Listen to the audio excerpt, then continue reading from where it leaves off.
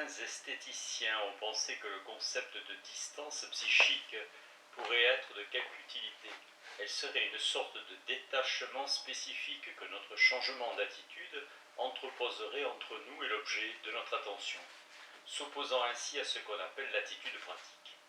Le fondement de cette distinction se trouve dans la critique de la faculté de juger de Kant. La conception semble impliquer, et peut-être Kant le pensait-il réellement, qu'il existe deux attitudes différentes qu'on peut adopter envers tout objet, quel qu'il soit, en sorte que la différence entre l'art et la réalité concernerait moins la nature de l'objet que le genre d'attitude adoptée. Ce ne serait donc pas l'objet auquel se rapporte notre attention qui serait en cause, mais notre façon de nous y rapporter. Il est certain qu'il existe des arguments en faveur de cette théorie dès lors que les objets concernés ne sont pas originairement des œuvres d'art, mais des choses qui jouent un rôle dans le réseau de commodité qui définit notre monde pratique. Il est toujours possible de faire abstraction de l'aspect pratique d'une chose, de prendre le recul nécessaire permettant de la contempler, d'un regard détaché, de voir ses formes et ses couleurs, d'en jouir et de l'admirer pour elle-même, en excluant toute considération concernant son utilité. Dans la mesure où une telle attitude de détachement contemplatif peut être adoptée envers n'importe quoi, même envers ce qui semble le moins approprié, qu'on pense aux outils qui sont extraits du Zeugensens, du travail pratique et élevé dû au statut d'objet donnant lieu à une contemplation esthétique. L'univers entier peut être contemplé à travers un regard de distanciation esthétique, comme si c'était un spectacle, une comédie ou quelque chose de ce genre. Mais c'est précisément pour cette raison qu'on ne saurait expliquer le lien entre les œuvres d'art et la réalité, en se servant de cette distinction qui lui est en quelque sorte perpendiculaire. Soi-disant, en passant mon opinion personnelle à cet égard, et que dans certaines circonstances il serait moralement répréhensible et inhumain d'adopter une attitude esthétique, de mettre psychiquement à distance certaines réalités, par exemple de considérer comme une sorte de ballet une émeute dans laquelle la police tabasse les manifestants, ou encore de voir un bombardement aérien comme autant de chrysanthèmes mystiques. Et en de telles circonstances, il convient plutôt de se demander que faire. Pour des raisons du même ordre, je pense qu'il existe des choses auxquelles il serait presque immoral de donner une représentation artistique, précisément parce qu'ainsi elles seraient mises à distance, ce que du point de vue moral il conviendrait justement de ne pas faire. Tom Stoppard a dit un jour que l'attitude la moins utile qu'on puisse adopter lorsqu'on est témoin d'une injustice, c'est d'en faire une pièce de théâtre. Je dirais même qu'il est inacceptable d'écrire des pièces en partant d'injustice qu'on a l'obligation de combattre, puisque ce faisant on met l'auditoire dans l'état de distanciation auquel se réfère le concept de distance psychique, ce dont des critiques de ce genre ont suscité des photos de Diane Arbus, photographe américain 1925-71, célèbre pour ses portraits de personnes au physique difforme, anormal, voire monstrueux. Tout cela montre que si la notion de distance psychique correspond à une réalité, elle ne nous permet pas de circonscrire la distinction qui nous intéresse. On pourrait peut-être soutenir qu'une œuvre d'art est un objet qui ne s'accorde qu'avec une attitude esthétique et vis-à-vis duquel l'attitude pratique n'est jamais appropriée. Mais cette thèse est en contradiction avec le fait que l'art en tant qu'art a souvent joué un rôle utilitaire, d'ordre didactique, édifiant, purgatif ou autre. Elle présuppose donc un degré de détachement qui n'existe qu'à certaines époques spécifiques de l'histoire de l'art. L'art du baroque flamboyant ne voulait certainement pas être contemplé avec détachement. Au contraire, il se donnait comme mission de changer l'âme humaine. C'est pourquoi je suis plutôt d'accord avec Georges Dickey lorsqu'il polémique contre ce qu'il appelle le mythe de la distance psychique et affirme que ce qui nous empêche d'intervenir dans les actions représentées sur scène, ce n'est pas quelque attitude mystérieuse, mais le simple fait que nous savons de quelle manière il convient de voir une représentation théâtrale. Nous maîtrisons les conventions du théâtre. Car il nous suffit de savoir qu'un événement a lieu dans un théâtre pour être sûr qu'il ne se passe pas réellement. Le périmètre conventionnel qui délimite la scène théâtrale possède donc une fonction analogue à celle des guillemets qui isolent dans la conversation normale la phrase, qui l'encadre neutralisant son contenu par rapport aux attitudes qu'elle appellerait, si elle n'était pas mentionnée, mais par exemple assertée. Celui qui cite n'est pas responsable des paroles qu'il prononce ou écrit. Les mots de l'acte citationnel ne sont pas les siens, bien qu'il puisse se citer lui-même, ce qui d'ailleurs est un acte linguistique qui diffère de la simple répétition. On peut trouver des traits parallèles dans les différents domaines de l'art.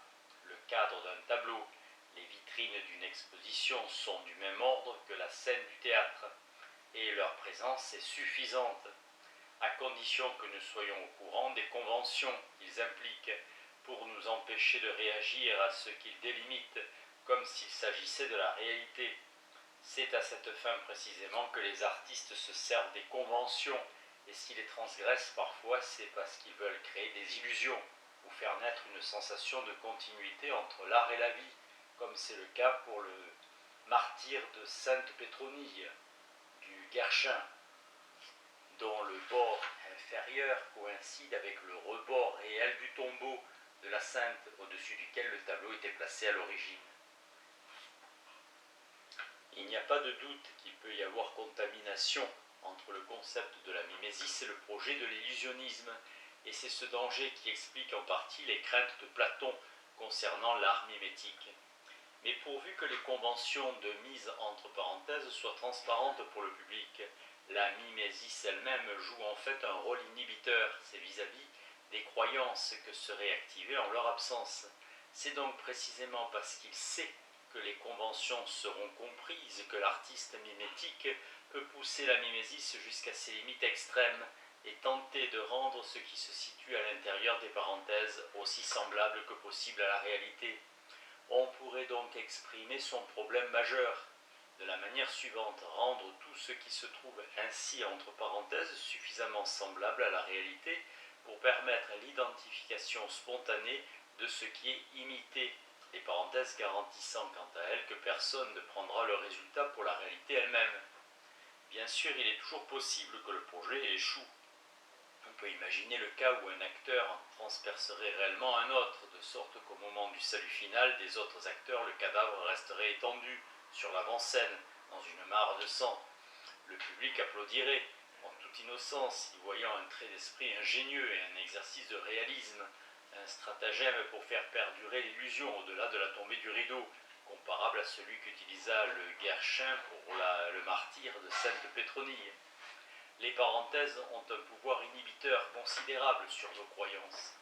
Abstraction faite de cette sorte de perversion, il est prudent de préciser que la nécessité d'indicateurs externes qui distinguent le domaine de l'art de celui de la réalité est proportionnelle au degré de réalisme qu'on veut atteindre. On n'a qu'à se souvenir de la célèbre émission de radio réalisée par Orson Welles dans les années 30, dont les auditeurs crurent réellement que les Martiens étaient en train d'envahir la Terre. Pour ceux qui l'écoutaient, il était difficile de savoir qu'il s'agissait d'une simulation et non pas d'un fait réel. À la télévision, il aurait pu y avoir un message imprimé en bas de l'écran, mais rien de tel n'est possible à la radio, puisque nous ne sommes pas capables d'entendre deux choses simultanément de la manière dont nous pouvons en voir deux à la fois. Ainsi, lorsqu'on fait du théâtre de rue, il faut veiller à ce qu'il apparaisse clairement que ce sont des acteurs qui jouent et non des gens réels agissant réellement. D'où la nécessité de se servir de dispositifs particuliers, tels les masques, les costumes spéciaux, le maquillage, les intonations caractéristiques, et ainsi de suite. Dans une pièce réaliste, des costumes réalistes accroissent l'illusion artistique. Mais dans le théâtre de rue, ils dérouteraient les spectateurs qui ne sauraient plus s'ils doivent se comporter en témoin ou en public. Des considérations du même genre expliquent l'importance que peuvent avoir les uniformes ou certains détails vestimentaires. Un médecin de ma connaissance fait tous les matins de la course à pied pour aller prendre son train, et comme il porte des vêtements ordinaires et qu'il a une mallette de médecin à la main, on lui propose régulièrement de l'emmener en voiture. Il n'en serait pas ainsi s'il était en survêtement, car les amateurs de course à pied courent pour courir et non pas pour arriver à un endroit précis. Il est vrai que dans ce cas, la mallette de médecin serait incompatible avec la tenue. Si un homme au beau milieu de la 114e rue se mettrait à barrir ou à aboyer bruyamment comme un chien, il serait considéré comme fou.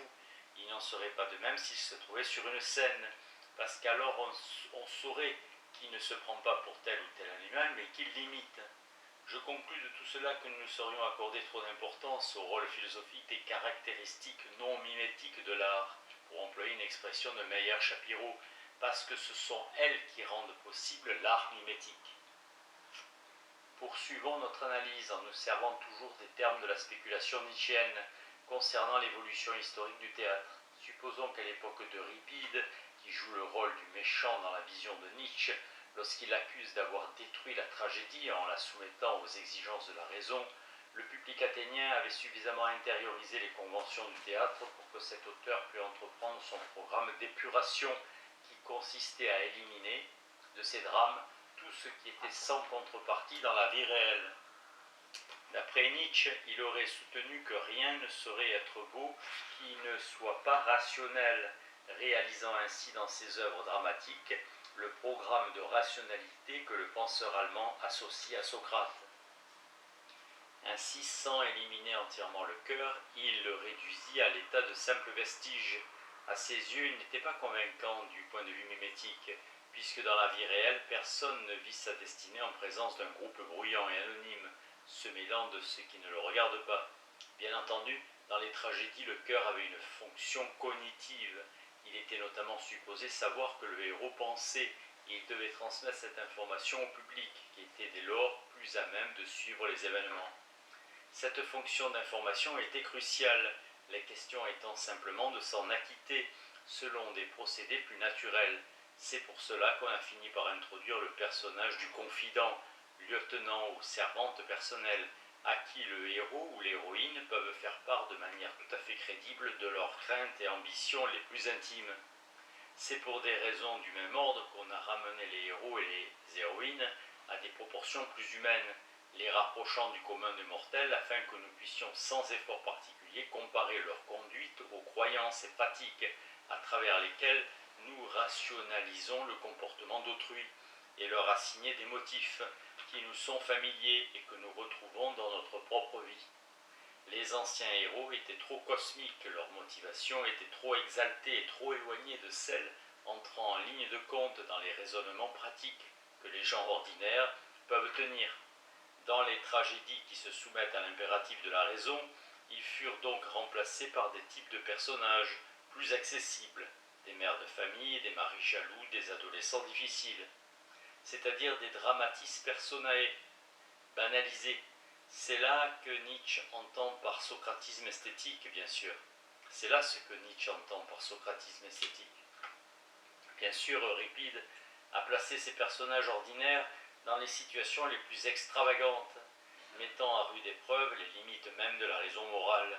Mais il ne fait pas de doute que l'atmosphère de mystère qui baignait le théâtre antérieur fut ainsi sacrifiée, ce qui pour Nietzsche signifie qu'un élément essentiel de l'art a été supprimé dans l'intérêt de la rationalité, élément de mystère qui selon lui n'a été réintroduit que par l'opéra wagnérien, avec ses contenus mythiques. L'art n'existe que dans la mesure où il défie toute explication rationnelle et où son sens d'une manière ou d'une autre nous échappe. En résumé, on peut dire qu'Euripide a créé un domaine artistique qui peut être appréhendé avec les catégories de la vie ordinaire. L'art est alors effectivement mimétique, au sens où il ressemble aux choses qui sont possibles. Cette conception est peut-être une forme de socratisme, mais elle se heurte immédiatement au problème posé par ce même Socrate dans le livre 10 de la République. À quoi bon pousser la ressemblance entre l'art et la réalité à un point tel qu'on ne puisse plus les distinguer en termes de contenu interne? Pourquoi aurions-nous besoin d'une duplication de ce qui existe déjà? Et à quoi nous servirait-elle? Qui pourrait désirer un monde ressemblant en tout au monde existant? Demandera Nelson Goodman bien des siècles plus tard en ajoutant, de ce ton hargneux qu'il affectionne, qu'une seule de ces saletés suffit amplement. On pourrait dire qu'une carte géographique est une sorte de double permettant de s'orienter par rapport à une réalité spécifique. Mais en fait, comme l'a démontré Lewis Carroll, carte et territoire ne sont pas interchangeables. Sinon, nous ne pourrions nous repérer sur l'une tout en étant perdus dans l'autre.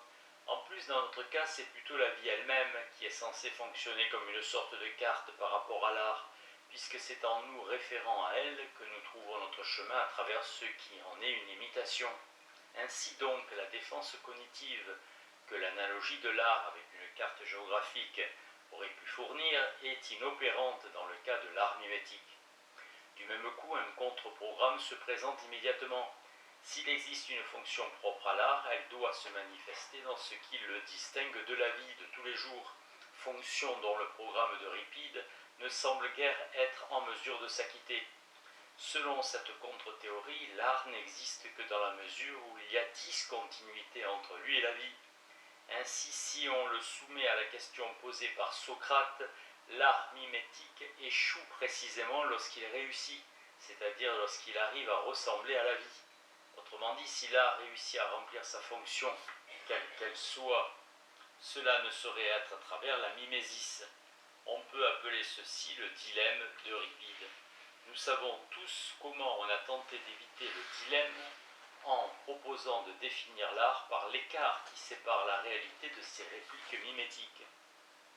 Euripide, nous dira-t-on, s'est complètement trompé de direction, et il a payé le prix de son erreur par des œuvres sans intérêt et qui ont un caractère parasitaire à la façon d'un écho ou d'une ombre. Il s'agit au contraire de créer des objets qui doivent surtout leur statut d'œuvre d'art au fait qu'ils ne possèdent pas de réplique dans la réalité, et ne risquent donc pas de produire le genre d'erreur typique du programme artistique de la mimésis. Le plaisir que nous procure une imitation dépend, comme on l'a vu, du fait de savoir qu'il s'agit d'une imitation et non pas de la chose réelle. Le croassement d'un corbeau produit par un homme qui imite un corbeau nous procure un plaisir modéré que nous n'éprouverions pas en entendant de véritables croassements, même s'il provenait d'un corbeau répétant l'appel d'un congénère. Il importe évidemment que l'imitateur soit habile. Ces croassements doivent être assez ressemblants pour qu'un corbeau, les entendant, puisse les prendre pour les cris d'un congénère. En revanche, s'il est déformé, l'imitateur bloquerait en fait les signaux artistiques mineurs destinés à nous procurer du plaisir. Il est indispensable aussi que nous en sachions assez sur les croassements pour pouvoir identifier ce qui est imité. Sinon, comme l'a suggéré Aristote, le plaisir ne sera pas dû à l'imitation, mais à quelque autre facteur qui, dans notre exemple, pourrait être simplement la sonorité rauque du cri. Il pourrait donc être provoqué par des bruits similaires, quelle que soit leur source, qu'il s'agisse de véritables cris de corbeaux, d'un homme qui les imite, ou même d'un homme tellement enroué que tout ce qu'il tente d'articuler verbalement est tragiquement indiscernable des sons communément émis par les corbeaux.